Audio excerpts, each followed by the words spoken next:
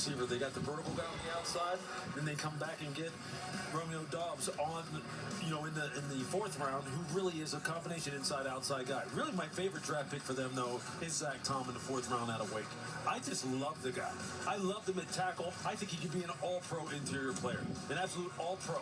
I think they do as good a job at developing wide receivers and offensive linemen who aren't first-rounders, as well as any team in the NFL. I think they're going to wind up hitting on some guys here again. We were all losing our minds because Devontae Adams out of town. You got to draft a receiver. You got 2 first-round picks.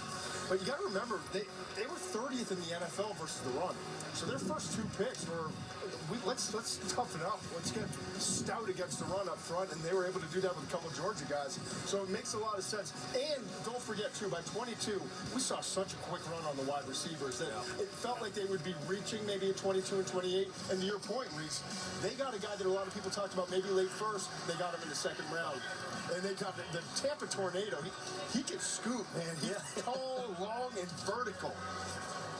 Christian Watson's going to be a lot of fun to watch. I think with Aaron Rodgers. Yeah, I think so too. He's got a lot of talent. Hey, before we get to this next pick, I'm getting absolutely blown up by all my guys from Clemson. I've only seen Baylon Spector play in person about 5,000 times. He's picked by Buffalo. I know better than to trust a computer board in the sun. It's at Wisconsin. Baylon Spector played at Clemson. I mean, so just want to make sure we save your thumb energy. Yeah, no, it's like, I got it. I'm glad they're watching after this. You know, take it as a compliment. Yeah. Happens every now and then. Lions taking Chase Lucas, the cornerback from Arizona State, Mel. We had Jack Jones go 4th round in New England. I didn't think there was much separating Jones from Chase Lucas. Watching Arizona State tape this year, you think he got off to a great start in 2017. He was a Pac-12 standout. Think about where he finished. Maybe he didn't level off a bit, but in coverage, I thought he more than held his own. 5'11 and a quarter, 180-pounder, ran 4.48. He'll come up in support. This past year, he had 6 pass breakups and 34 tackles. He's the only Arizona State player, guys, to go 5-0 against Arizona in his career. You see him closing there on the receiver, making the play. So, again, you're going to have Jack Jones in the 4th, Chase Lucas in the 7th. I'll take the value for Lucas in round 7 to the Detroit Lions, who had a pretty good draft going right now. And it looked like they're going to have one of the better grades. Got some good football players coming to the Lions.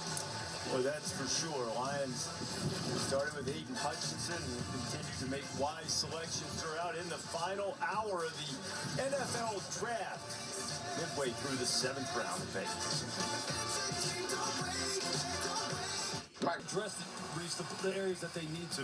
Teron Armstead and Connor Williams, those are probably, again, if you want to pick out the most important acquisitions, that's where it started for them last year. Anytime you saw Miami play, their offensive line, you were sitting there going, what is this? Like, what is happening here? There is nothing but pressure all the time in this quarterback's face.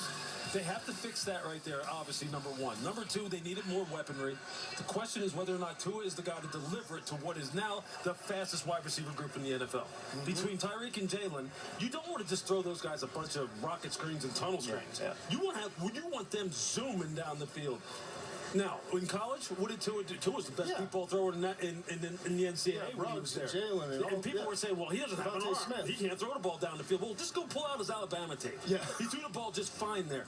Now he needs to do it, Reese. Now he needs to get it done because there aren't really going to be any more excuses for him. They're trying to set the table for him, and if he doesn't eat at this table, somebody else will. And they got an extra 1 next year. That's right. So this is that was kind of the shot across the bow. Like, we gave you everything you need.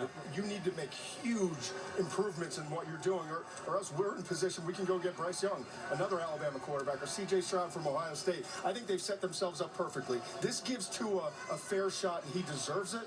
But if he doesn't step up and take that next step, then it's time to move on. Which I think he will. I do too. I'm a big Tua believer.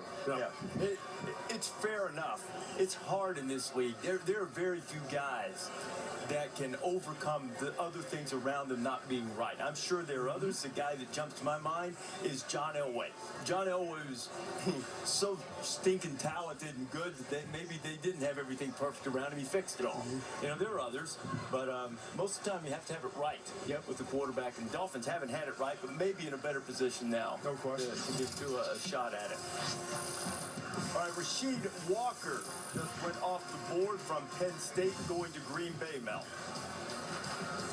thought he, at one point in time, Reese could be a pretty high pick, but he leveled off. He kind of regressed a little bit. You didn't see him really step up and become that elite player, that elite prospect you thought he could be. He looks the part, 6'5 and a half, 313, decent arm length, but really technique needs to improve. That results in inconsistency, and week to week, you don't know really what you're getting.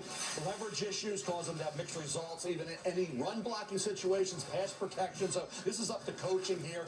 Contact rate at times up and down. This is all about getting him to where he can be consistent, pass protection wise, run game wise. The talent's there. If the want to becomes there, then the coaching is going to dictate it. Rasheed Walker, to me, was somewhat of an underachiever. Like I said, I thought at one point in time, I don't know if Todd agrees or disagrees, he could have been maybe one of the guys you'd be thinking about in day 2, but he's here in round 7 for a reason.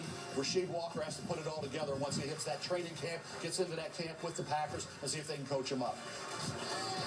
And hope they maybe can collect one of those rings, make the teams first, contribute then, and then maybe they'll put on those Super Bowl rings. The 2022 NFL Draft is presented by Courtyard by Marriott, the official hotel of the NFL.